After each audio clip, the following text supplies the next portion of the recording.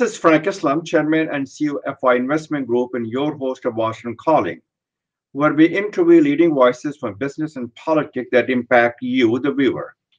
Today, we are fortunate to have a distinguished guest, Dr. Narendra Jadhav, who's a policymaker, economist, educationist, and best-selling author, and a member of our Indian Parliament. Thank you very much, Dr. Jadhav, for coming to our show. Welcome to our show, and thank you for your leadership. Thank you for all you do to make a difference. And thank you for serving India and the world. You have a very distinguished career, Dr. Jadhav. Please tell us briefly about your present public role for our global audience. Presently, I'm a member of the Indian Parliament, and I'm a member of the upper house of the Parliament. So in American parlance, it would mean that I'm a senator in the Indian Parliament. And I'm a nominated one. The President of India has the authority to nominate 12 people from different walks of life into the Parliament. And I'm one of those appointed by the Honorable President of India. Very nice. And thank you for serving India. You are making a difference. I want to ask you a question. As you know, India is going through an election that has caught the attention of the world for its scope, for its size, for complexity. How does India manage election after election in terms of the voter registration for 900 million eligible voters and electronic voting machines? And India's democracy shines as a beacon of light as the world that is increasing and becoming dark when it comes to democracy. So it is a testament of India's democracy, and I want you to shed some light on the NRI participation as well. All right. I think you have already explained and talked about the Indian democracy. I would only like to remind you and the audience that when India became independent, at that time, a lot of people, a lot of experts had expressed their concern about whether democracy will take roots. And in fact, it was predicted that in 50 years, this country, which is divided into so many religions, castes, and creeds, is going to not hold up, and it will be balkanized, it will be broken down into pieces. And democracy cannot survive in a country like that. It has been proven wrong, and I'm very happy and proud to say that in India, democracy has taken roots. And look at the countries around India, you will find what I mean. And in India, you know, the elections which take place normally after every 5 years, they are modern miracle. And in fact, 900 million people going to polls in very difficult terrain, and without shedding any blood, there is a change of power. This is a great success of democracy in our country. And I think that India does not get enough credit for this massive endeavor of the demonstration of democracy, at functioning democracy, that happens around the time of the general elections. So I'm your advocate. I'm writing a column in Hindustan Times that will be published next week about India's election. I've also written, I just sent a column to Tarun that will be published in every newspaper in India, about India being a global beacon of hope for democracy around the globe. And it is a testament that the India's democracy is flourishing. It creates a common cause for all of us to be together. And India has a responsibility to become a global beacon for democracy. And that's the point that I'm making in my, and compared to what we have in the United States, in some cases, in the United States, in some of the states, we are suppressing the vote, which is not consistent with the values, character, and conscience of a nation that is the oldest democracy in the world. So I wanted to talk to you a little bit about shedding some bright light on India's economy. I know you're an economist. What reforms can Right. be expected from a new government to create jobs, build prosperity, and creating a conditions and culture that allows people to prosper, to become an entrepreneur, to become innovator, and especially unleashing the potential of the younger generation who's under 30. Yeah. Presently, India is one of the fastest growing country in the world. But that's not saying much. We are growing at the rate of roughly 7% per year in real terms. And growth, while it is higher than any large economic growth, it still falls a little bit short of India's potential growth, which is 8% per year. And if we want to raise standard of living of average India to a decent level, I think we need to grow at the rate of 8% per year for 20 years at stretch. That is going to be the challenge for the government that takes over. And it is very important at this stage to note that India is going through the fortuitous advantage of what is called demographic dividend. India has large and growing young population, and this is a great strength. But this demographic dividend can become a demographic nightmare if we do not create enough jobs for people, if we do not invest enough in education, if we do not invest enough in health, the demographic dividend can become a nightmare And because we will be creating more mouths to feed but not more hands to work. So exploring and harnessing this fortress demographic dividend is the biggest challenge that the ensuing government will have in the near future. India has to also worry about the climate change. That is the biggest challenge Right. India faces right now. And as you can see, when I went to India, you couldn't, the air is very toxic. You cannot even breathe the air. That's affecting the GDP, that's affecting the economy, and that's also affecting the health of the people. I want to change the Yeah. conversation, Dr. Jadhav. You are educationist. You are the vice chancellor of a very distinguished Right. university, and thank you for serving that And university. largest university in our country, by the way. Pardon? What do you say, sir? Largest university with a A student largest population of university. seven. Oh my Right. With a goodness. student population of 750,000. Oh my gosh. It's a definitely one of the largest university in India. Uh, Right. I am. Not one I of, went to. I went to it is Aligarh the, Muslim University. I cannot hear you, sir. Okay. no, I was saying it's one of the largest, it is the largest university in India. Oh, the largest. Thank you very much for Yeah. correcting it. So, what reform is needed to improve the quality of education so the graduate can get jobs? And you shed some light on that and have the skill to be the parts of the 21st century workforce. As you know, India has the third largest education institution in the world, but it is not matched by Yeah. quality. And a lot of people, a lot of Right. students are leaving India to go to other part of the world. So tell me what is needed to make sure that the quality of education is improved and they have the public and private partnership, and so that we can create more job and employment in India.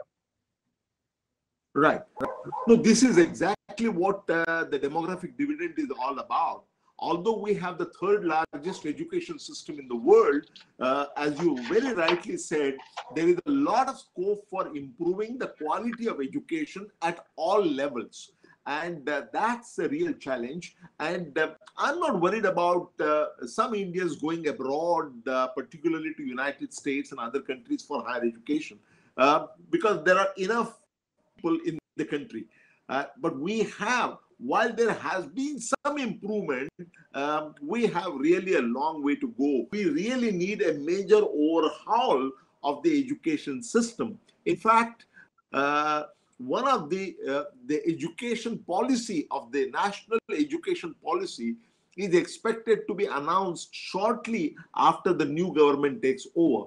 It has been finalized, and it means a complete overhaul of the education system in our country.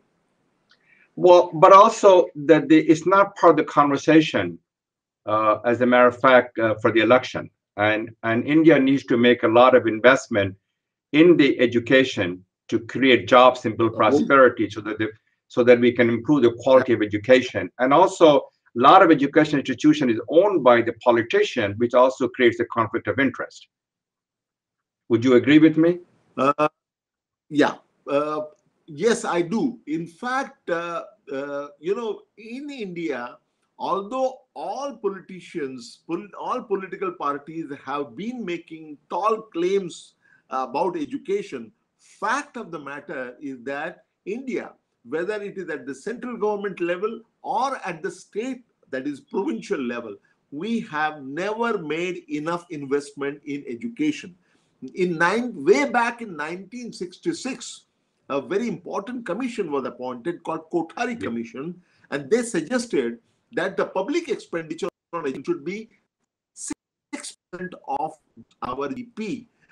I regret to say that in spite of 60 years passing, more than 60 years passing, we are still less than 4% of our GDP. So Absolutely right. massive in education, no doubt about it. But investment is one thing. At the same time, we need specific steps to improve the quality of education, improve the ability who are having education. Uh, we had a little bit trouble in your because I think there is a connection problem. But I want to talk to you about, you an author of nearly 30 books, as I understand, including several books you wrote on No, Mr. excuse me. Ambedkar. How many? 37 of fact. 37. Thank you very much for your correction. Right. And you wrote a book on the Mr. Ambedkar, author of the India's Constitution, father of India's Constitution. What do you think are the legacies of Mr. Ambedkar that can inspire the next generation? As you know, he proved that there's no monopoly in wisdom. Wisdom belongs to all. He also inspired us for political and social justice.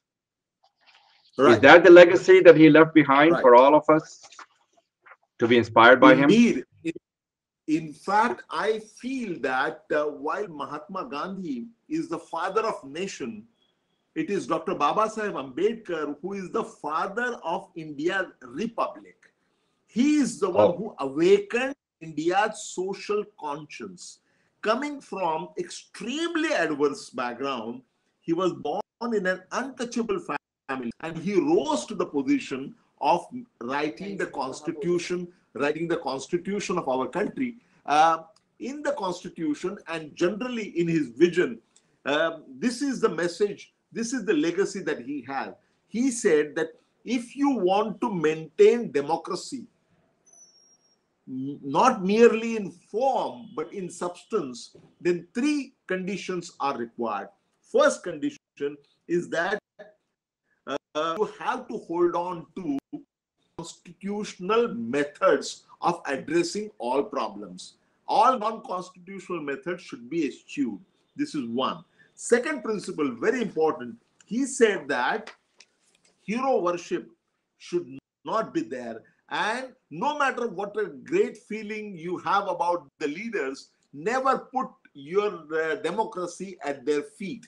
And he said that bhakti, the hero worship, may be a path to salvation in terms of religion, but in democracy, it would certainly lead to a dictatorship. And the third one, the most important, third and most important message of Dr. Ambedkar is this, that what we have achieved, he said, at the time of passing, when the Constituent Assembly was approving the Constitution on 25th November 1949, he said that what we have got is political democracy. And this political democracy must be converted into a social and economic democracy. Very well said. If you keep it only to political democracy, it cannot sustain itself. In fact, I am tempted to give his full quote, but I do not know whether we have time. He said that on January 26, 1950, we are going to enter into a life of contradictions. In politics, we will have equality, and in social and economic life, we will have increasingly inequality. In politics, we'll be recognizing the principle of one man, one vote, and one vote, one value. In our social and economic life, we shall, by reason of our social and economic structure, continue to deny the principle of one man, one value. How long, he said, how long can we continue to live with this contradiction? He said that we must remove this contradiction at the earliest. Those who suffer from inequality will blow up the structure of political democracy which this Constituent Assembly had so laboriously built, unquote. I think that is the essence of legacy of Dr. Babasaheb Ambedkar. Very well articulated, very eloquent expression. As I understand, you went to the school in the United States in Indiana, and I live in Washington, D.C. So, yeah.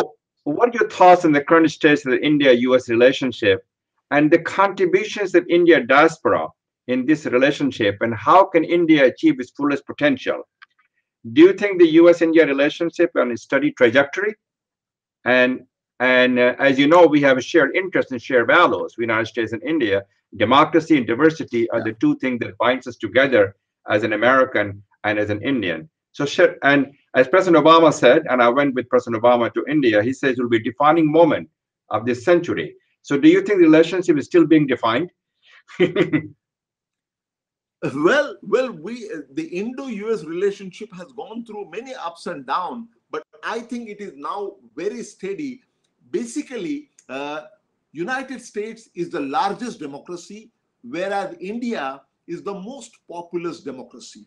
We share the same set of values, and therefore we must have very strong relationship between countries. So these two ties, the ties between the two, need to be strengthened. Now, what can Indian diaspora, what role can they play in strengthening this tie-up between India and United States? Several things. You know, lots of things are happening already, but in the field of research and development, in the field of higher education, in the field of entrepreneurial development, and of course in the field of politics, there is a lot of ties has to happen. And today there are lots of days of transnational migration. There are first generation American who are having one foot in America and other foot in India. And I think this needs to be encouraged more in terms of the startups, in terms of NGOs, and in terms of think tanks, collaborative research. Also, among the companies and the business ties, the Indian diaspora can play a major role in strengthening the ties, including by their effective participation in local politics in the United States. Very well said. So the Indian diaspora has the capability, the capacity, and the responsibility to help India achieve its fullest potential, not only in healthcare or climate, also providing seed money, innovations, entrepreneurship, creating a job, and also in education. I think you said it very well. And I hope you can come to the United States to tell our India diaspora what they need to do. They're very strong and they're vibrant, they're resilient, they do a good job, and I'm very proud of them. I am one of the Indian diaspora who take a lot of pride in our heritage. So thank you very much. For the time being. Thank you very much, Dr. Jadhav, and thank you very much for watching the show. This is Frank Islam wishing you a great week.